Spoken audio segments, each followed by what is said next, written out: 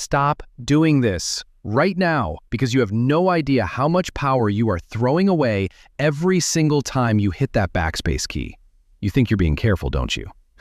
You think you're saving yourself from a massive embarrassment or a huge argument, but the reality is actually much darker and way more interesting than that. It starts with a simple thought, a sudden burst of raw emotion, and your fingers start flying across that glowing screen. You pour your absolute soul into those tiny blue bubbles, but then, right before you hit send, you freeze. Your heart starts beating faster. You realize you've said too much, so you delete it.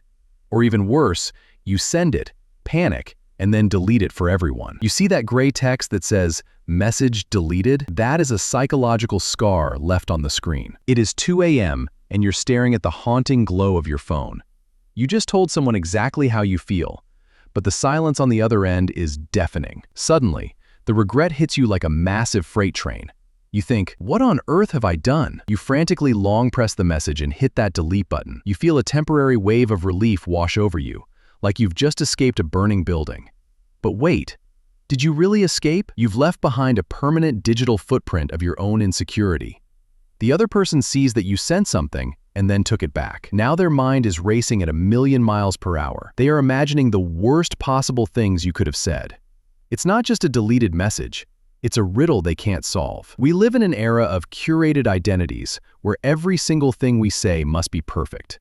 We've become our own aggressive editors, cutting out the raw, messy parts of our personalities before they ever see the light of day. This isn't just about being polite. It's about a deep-seated fear of being seen for who we really are. When you delete a message, you are effectively telling yourself that your initial reaction wasn't good enough. You are silencing your own intuition because you're terrified of the consequences. But here's the kicker. The most successful people in the world are the ones who don't filter every single breath they take.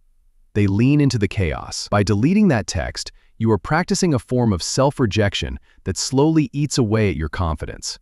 You're training your brain to fail. Think about the power dynamic for a second. When you see that someone has deleted a message, what's your first thought?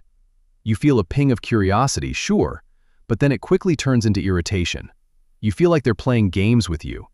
It's a subtle form of ghosting that happens in real time.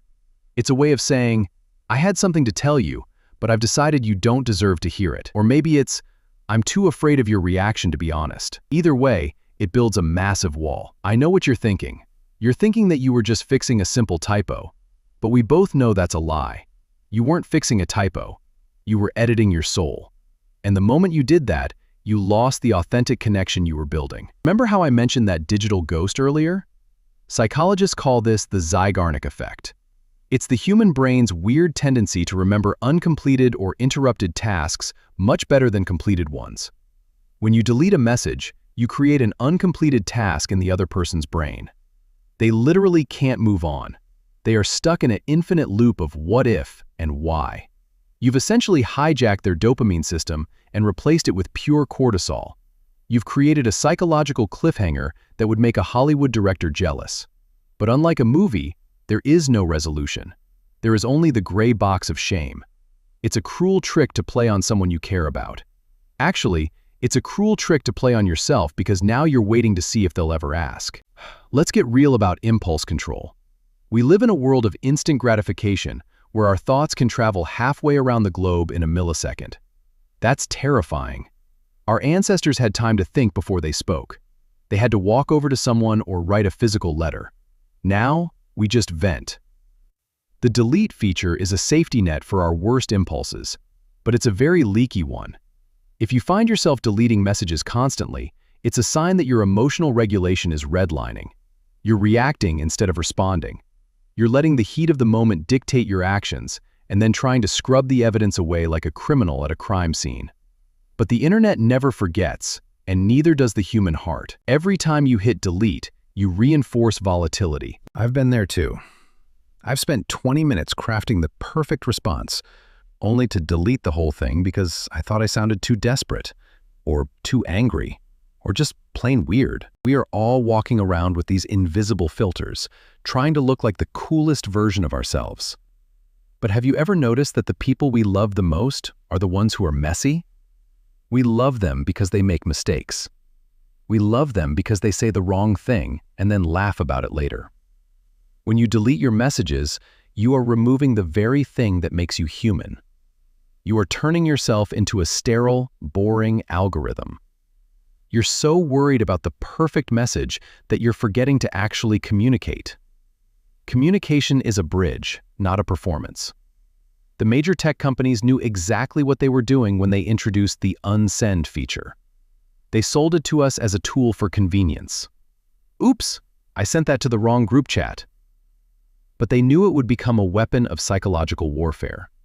It keeps us on the app longer. It increases engagement because it creates drama. Every time you see that notification that someone unsent a message, you spend the next 10 minutes staring at the screen. You're hooked. You're obsessed. They've gamified our insecurities. It's a brilliant business move, but it's a total disaster for our mental health. We are now living in a constant state of second-guessing every single interaction. We are becoming a society of people who are too afraid to stand by our own words. But wait, what if I told you that deleting messages is actually a sign of high intelligence? Here is where it gets really weird. Some researchers suggest that the ability to self-monitor so intensely shows a sophisticated understanding of complex social dynamics.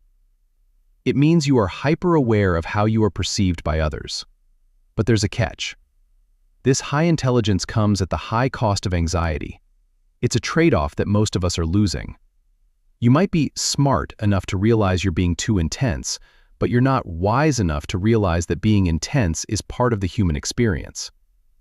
You're using your brain to fight your heart, and in that battle, everyone loses. The twist is that the more you try to control the narrative, the less control you have. At the core of every deleted message is a massive fear of confrontation. We are terrified of the fallout. We are terrified that if we say what we really think, the other person will leave, or they'll judge us, or they'll realize we aren't who we pretend to be. So we delete the truth and replace it with absolutely nothing. But nothingness is heavy. It's a weight that sits in the middle of a conversation, making everything awkward and tense. If you can't be honest in a text message, how can you be honest in real life? The phone is a training ground for our real-world interactions. If you're constantly retreating in the digital world, you're going to find yourself retreating in the physical world too. You'll bite your tongue. There are 3 types of people who delete messages, and you need to figure out which one you are right now. First, there's the panic deleter, who acts on pure emotion and then regrets it instantly. Second, there's the power play deleter, who does it just to mess with the other person's head. They want you to ask what they said. They want the attention.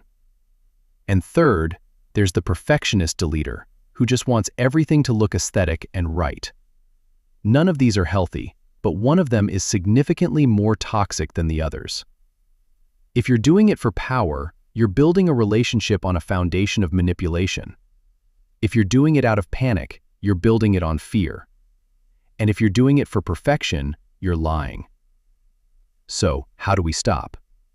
It sounds simple, but it's one of the hardest things you'll ever do. You have to hit send and then put the phone down. You have to live with the discomfort. You have to embrace the cringe. Because on the other side of that cringe is actual growth. When you stop deleting, you start owning your reality. You start showing people the real you, flaws and all. And you'll be surprised to find that people actually like the real you better than the edited version. They like the typos. They like the raw honesty. They like knowing that they're talking to a person, not a PR firm. The next time you feel that urge to delete, take a breath and let it sit there. Subscribe only if you're brave enough.